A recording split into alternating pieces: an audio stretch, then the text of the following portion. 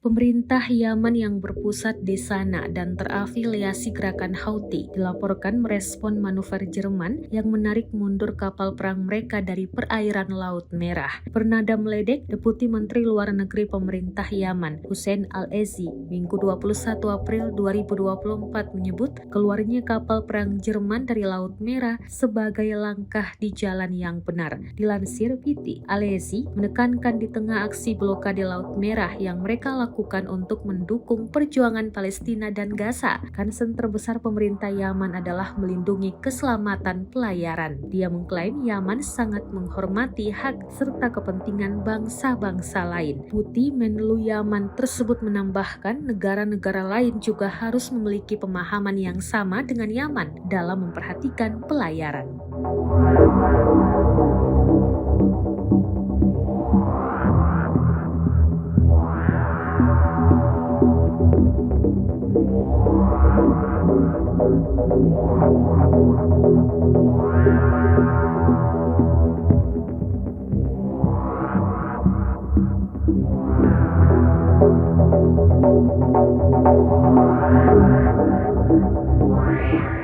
Download Tribun X sekarang, menghadirkan lokal menjadi Indonesia.